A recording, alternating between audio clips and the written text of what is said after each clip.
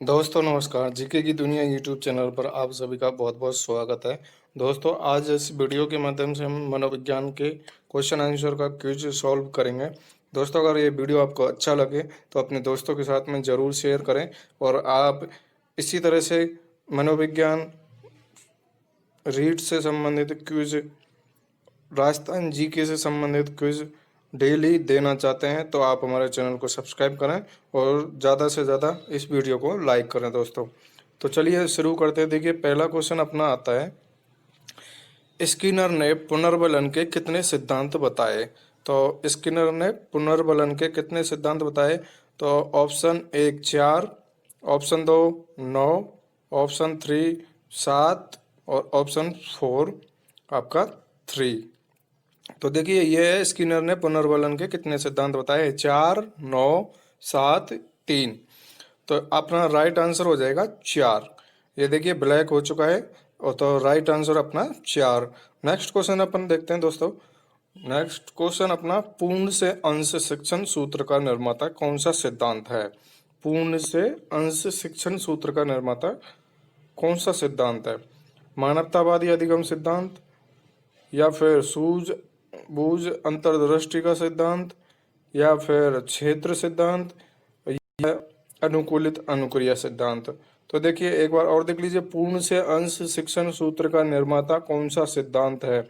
मानवतावादी अधिगम सिद्धांत, सूझ अंतर्दृष्टि का सिद्धांत, क्षेत्र सिद्धांत, या अनुकूलित अनुक्रिया सिद्धांत।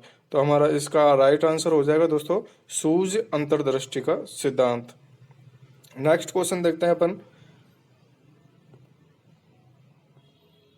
सीखना है एक परिवर्तन, या फिर विकास, या फिर अनुकूलन, या फिर सभी सही है। तो सीखना क्या है? तो सीखना एक परिवर्तन भी है, सीखने से परिवर्तन भी आता है, सीखने से विकास भी होता है और सीखने से अनुकूलन भी होता है। तो अपना राइट आंसर हो जाएगा दोस्तों सभी सही हैं। नेक्स्ट क्वेश्चन अपन देखते हैं, पावलोव के अनुबंधन प्रयोग में केवल ध्वनि के उपस्थित करने पर होने वाली अनुक्रिया को कहते हैं। तो अनानुबंधित अनुक्रिया, अनुबंधित अनुक्रिया, या फिर अव्यक्त अनुक्रिया, या इसके अलावा अदृश्य अनुक्रिया। तो देखिए पावलोव के अनुबंधन प्रयोग में केवल ध्वनि के उपस्थित करने पर होने वाली अनुक्रिया को अनुबंधित अनुक्रिया कहते हैं दोस्तों। ये देखिए ब्लैक हो चुका है राइट आंसर। तो नेक्स्ट चलते हैं अपन।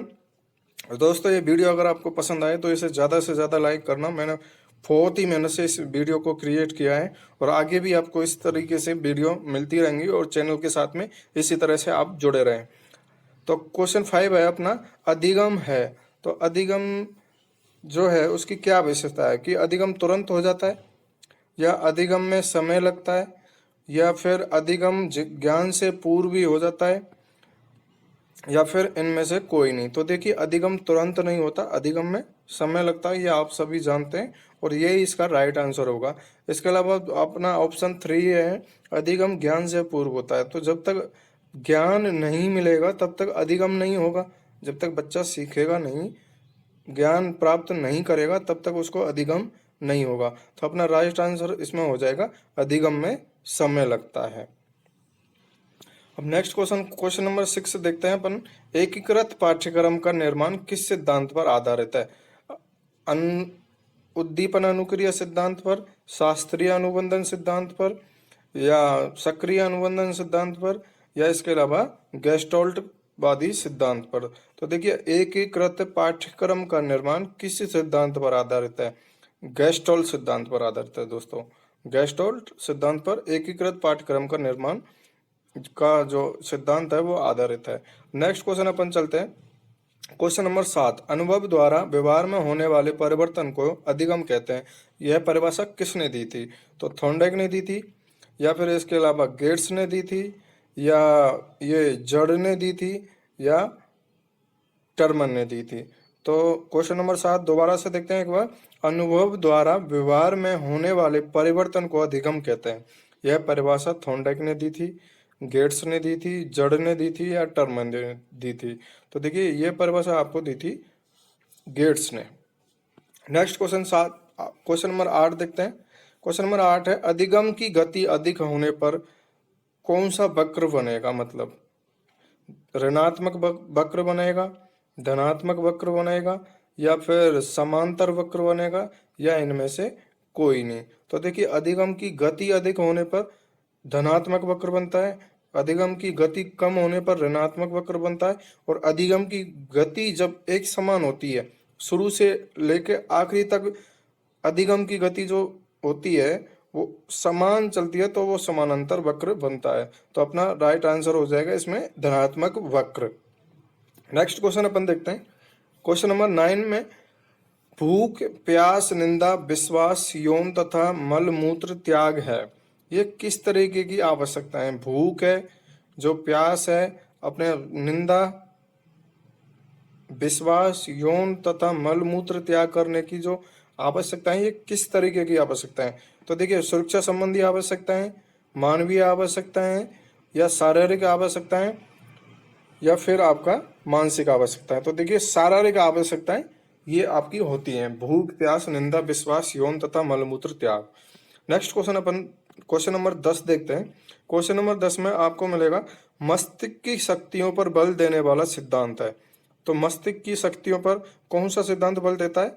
क्षेत्र सिद्धांत, या सक्रिय अनुबंधन सिद्धांत, या इसके अलावा समग्र कृतिवाद सिद्धांत, या ऑप्शन नंबर 4 उपयुक्त सभी। तो देखिए, मस्तिष्क की शक्तियों पर बल देने वाला सिद्धांत होता है समग्र कृतिवाद सिद्धांत। ठीक है दोस्तों।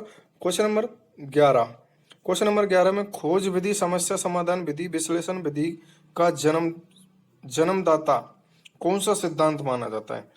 एक बार और सुन लीजिए आप क्वेश्चन को दोबारा से, कि देखिए, खोज विधि, समस्या समाधान विधि और विश्लेषण विधि का जो जन्मदाता है वो किस सिद्धांत को माना जाता है?